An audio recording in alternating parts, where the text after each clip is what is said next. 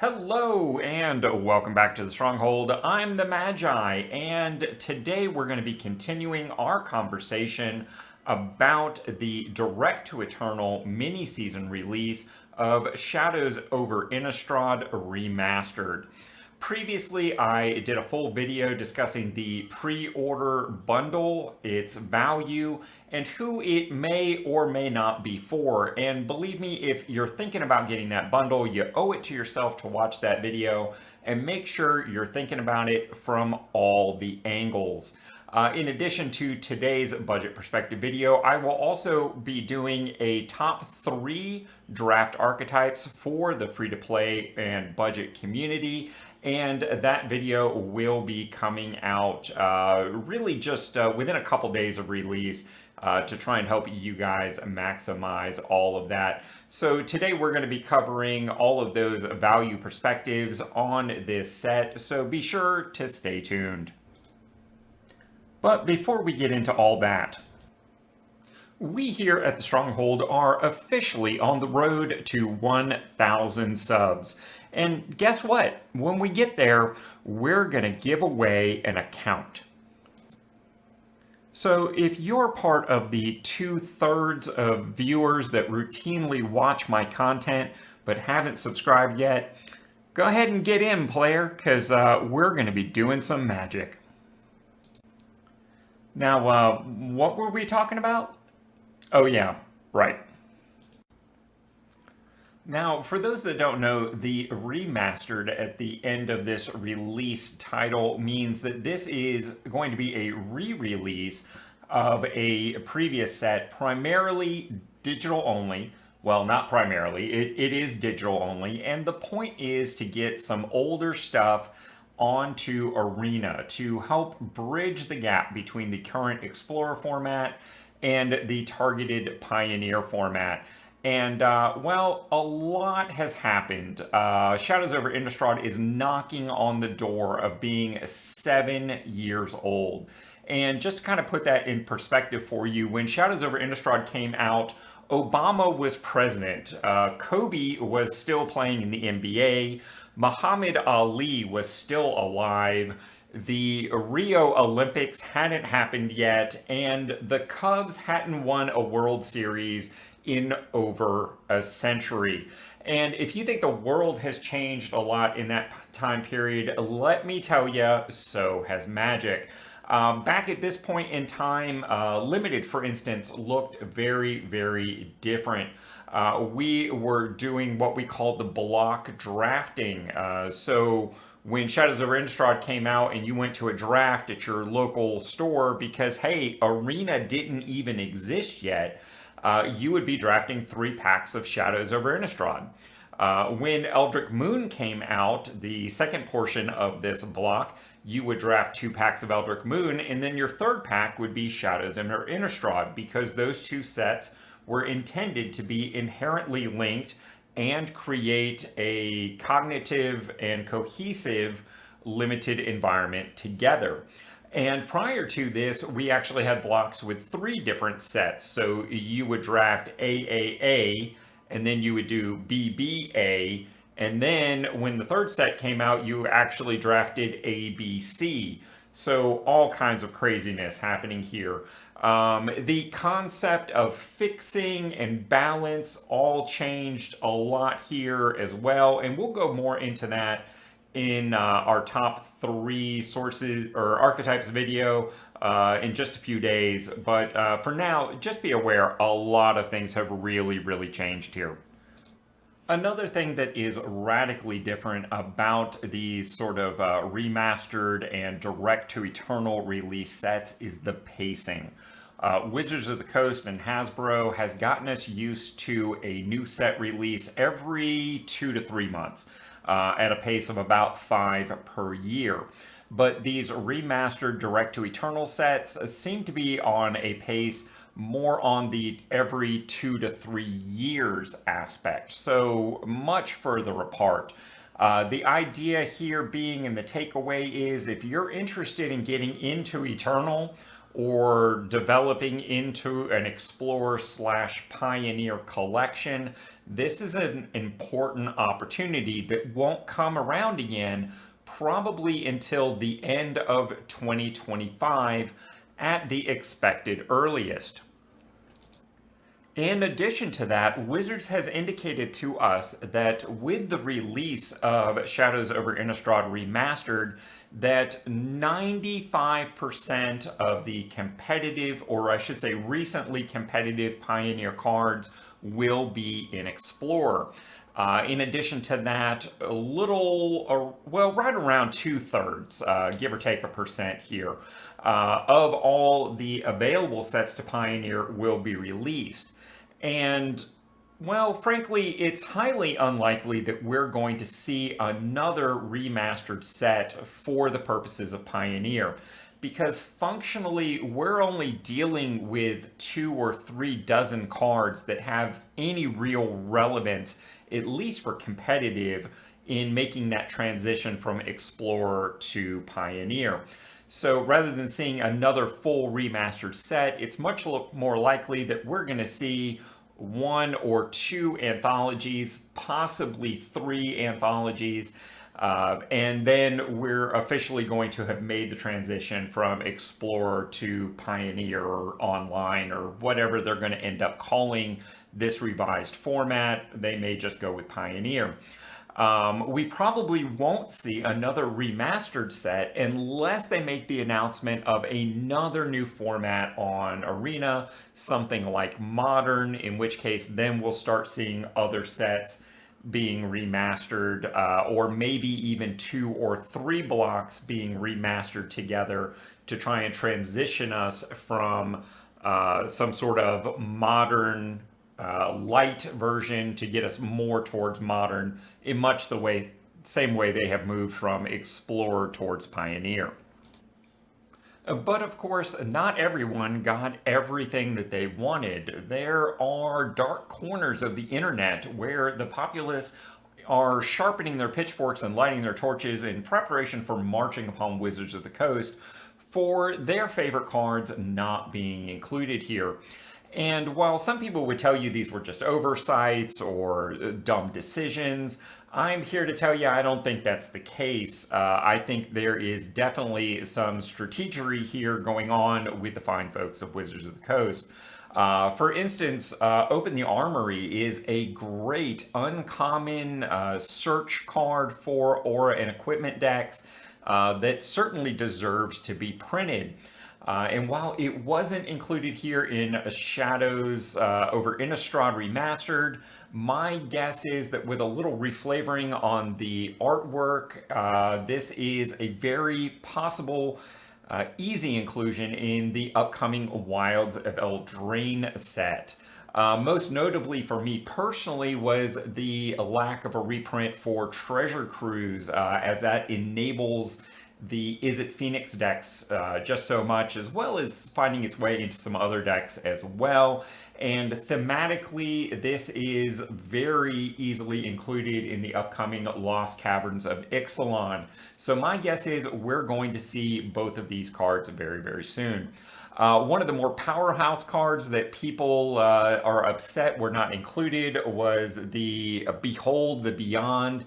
And since this was originally printed at Mythic and most likely would be reprinted at Mythic, my guess is that this was strategically held for one of those potentially upcoming anthology releases as a chase card that makes you want to buy the anthology. Folks, Wizards isn't stupid, and they've put a lot of effort into creating Pioneer on Arena, and my guess is they have a plan that they just haven't told us about yet. Now, we've already talked about the fact that this being a remastered set, it basically means they have taken cards from 2 different set releases and kind of curated it together in a super mashup of all the best themes of the 2 sets combined. But what you kind of get here potentially within the mechanical sense is a bit of an overload, because you've got 2 sets worth of mechanics being represented in one new set. and that can be a lot to go over with. Just going from memory and a quick glance over the cards, that gives us mechanically Clues, Delirium, Emerge, Escalate, Investigate, Madness, Meld, Skulk, and Transform. And even when you take into account that some of these overlap between the two sets very nicely, that is a lot of mechanics to consider. So rather than going into all of that here and now, I'm going to be talking about the mechanics primarily in the first top 3 archetypes video, and I'm really only going to focus on the ones that are most important for the set and specifically for the archetypes that I think we as a budget community should be drafting on this set. And of course, this also means that every card in this remastered set is in some way a reprint, because all of these sets were released roughly 7 years ago. The main point of this remastered set, of course, is to bring new cards to Arena and help us bridge that Explorer to Pioneer format. So many of these cards are going to be available on Arena for the very first time. What was borderline shocking to me was the amount of cards here that were reprints even from the Arena perspective. I found over 30 reprints here. And honestly, when you get right down to it, that means that roughly 10% of this set is already available on Arena. And because the majority of these were commons and uncommons, it's gonna feel more like 30%. Nearly 1 out of 3 cards that you look at, you already had access to. And they were also pretty liberal in changing the rarities here. And while I have to say most of them were positive changes, where an uncommon went to a common or so forth, there were definitely some where things are being printed at uncommon rather than common. For instance, the Highland Lake set of Tempo lands have always been available on Arena at common, and rather than just continuing that trend for this set, they stuck with the weirder, harder color fixing environment of the original set and kept those at uncommon.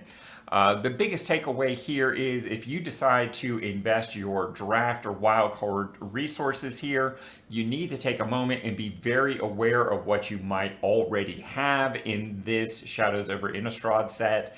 And in particular, if you're going to use wildcards and draft resources, make sure you're getting the best rate. There's no reason to draft Highland Lake as an uncommon if you already have it, very likely as a common, or if you could just use a common wild card and draft an uncommon instead that maybe you didn't already have.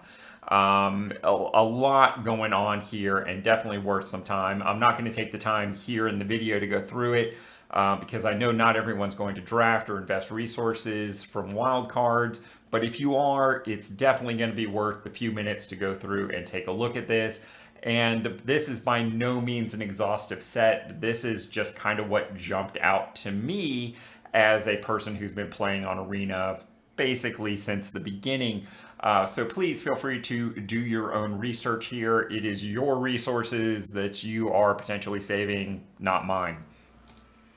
And just in case all of that wasn't enough to make this set unique and a little harder to wrap your head around, there's even more. That's right, they're giving us an 81 card bonus sheet for this set.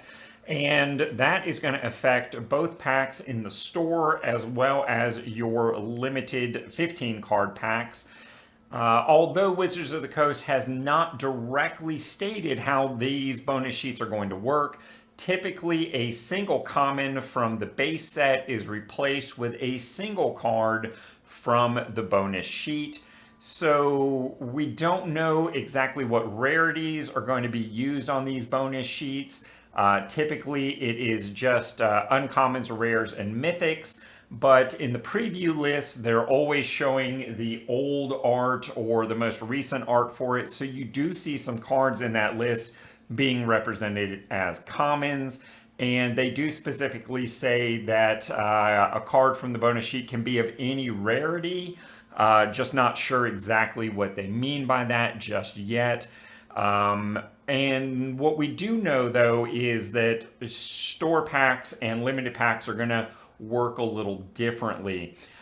In your drafts, these packs are going to rotate through basically in 4 different groups over a couple of weeks each. Store packs, however, can have your bonus sheet card be from any of the 4 subsets at any given time. So just another layer to potentially consider with drafting. And again, we will cover that in more detail in the top 3 archetypes video that is coming out. I believe we have this scheduled for the 23rd of March. It is also crucial to keep in mind that all of these cards on this bonus sheet are not legal in Explorer or the Future Pioneer format. They are being released at this time just for historic based formats, historic itself or historic brawl.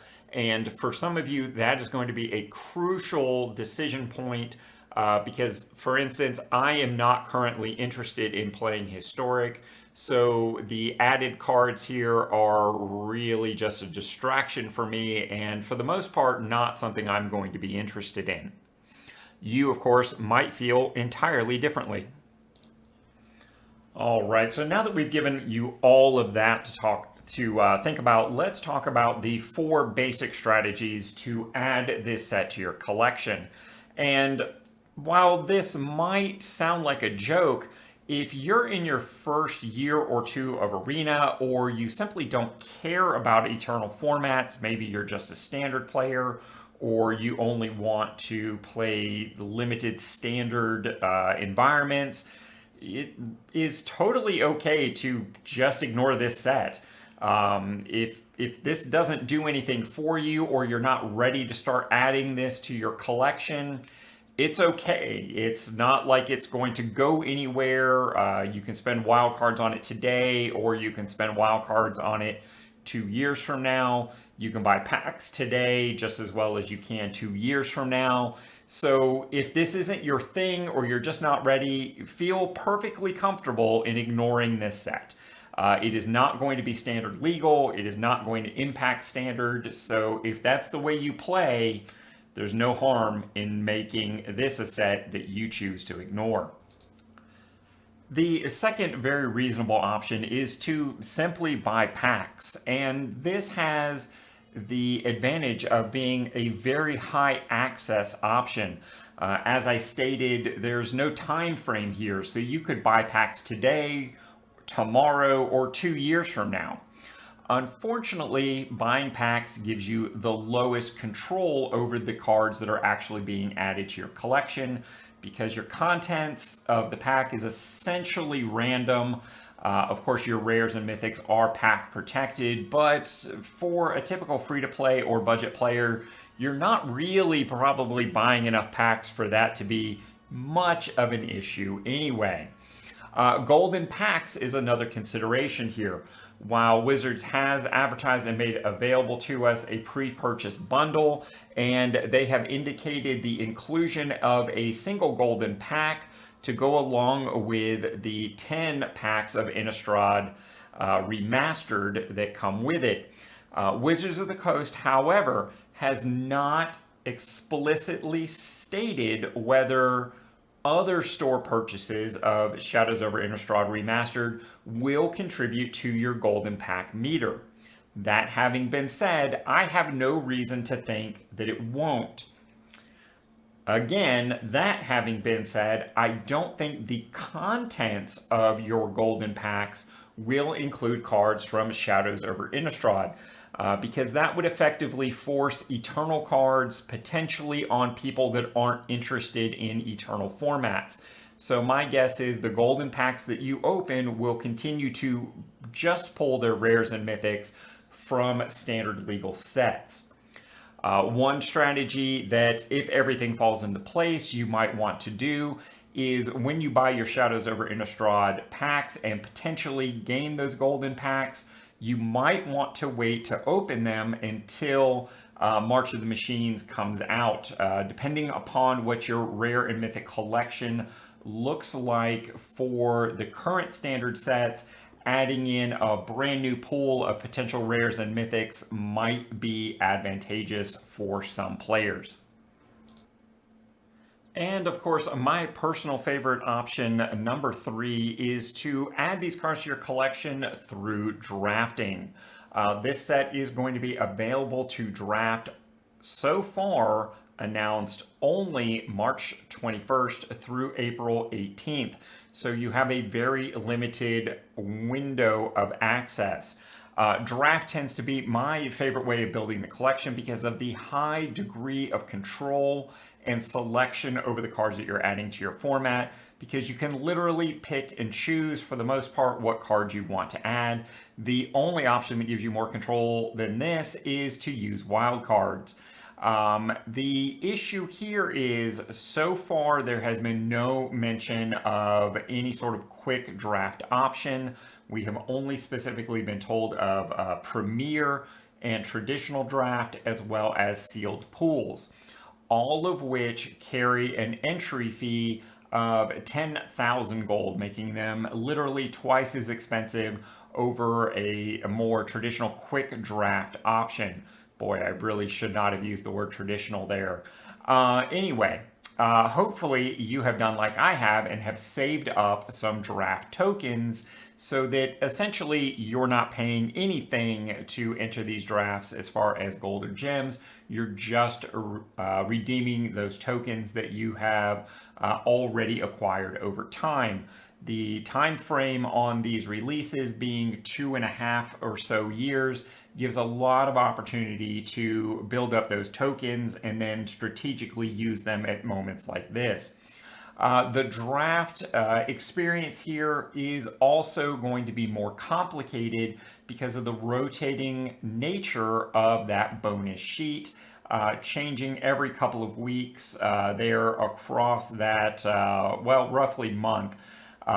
So I guess it's probably more like 7 to 10 day windows here.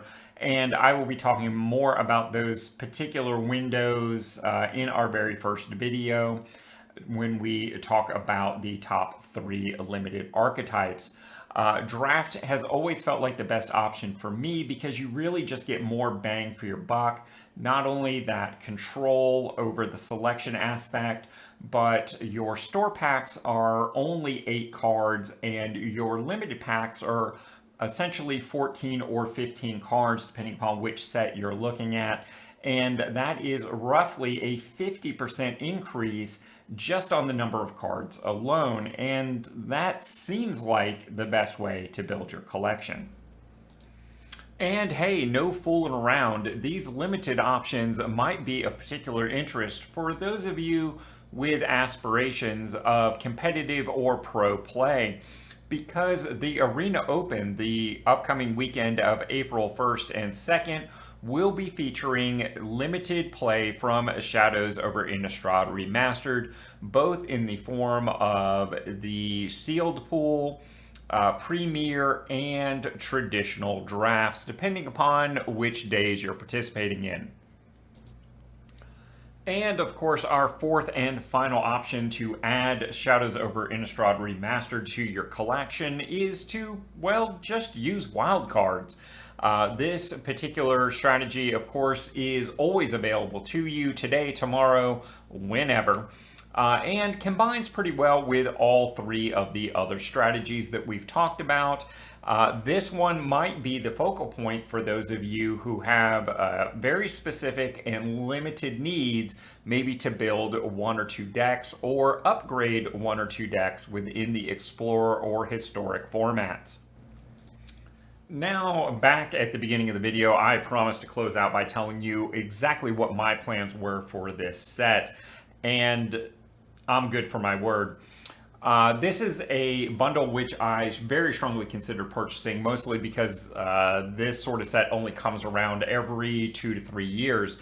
And while $30 is certainly not a large sum of money to put into the entertainment value of a video game every 2 to 3 years, for me, this bundle just doesn't have what it takes. The 10 packs that you get just don't give you enough control. And from what I've seen of the makeup of the set at this point, the likelihood that I would get more than one or two relevant cards for me as a constructed player is pretty low on 10 packs. The other hand, the 3 draft tokens that you receive in this certainly goes a long way to address the control over the cards. But again, the real card value in this set seems to be pretty thin. There's still a lot of potential draft filler, and I'm just not really sure how well the draft archetypes are going to transition into the more relevant, for me in the long term, constructed eternal formats. In addition to that, I already have 4 draft tokens saved up and earmarked specifically for this event, and this is absolutely where I'm going to spend those 4 draft tokens, because another event like this is not going to come around again for 2 or 3 years. And the prospect of adding another 3 drafts and functionally 1 more draft archetype is not really super appealing. Again, because I'm just not sure how relevant those draft archetypes are going to convert into the more relevant, for me, constructed formats. So for me, this bundle has ended up being a hard pass. That having been said, I might pick up a couple of random packs here, particularly if it contributes to my golden pack wheel. I will, of course, be buying any discounted packs that they put on this. The most common price that we've been seeing over the last couple years is 900 gold on the discounted packs. But with this being a direct to eternal release, and the recent Strixhaven precedent set of putting those historic packs at 800 might make that an even more appealing option. So guys, that's my plan. My question to you is, what are you thinking of doing? And I'd love to hear about it. Throw a comment down below and let me know what you're thinking. And folks, before you go, make sure you subscribe to the channel so you don't miss out on a thing. Because I know I can't change the magic economy all by myself, but I think we can.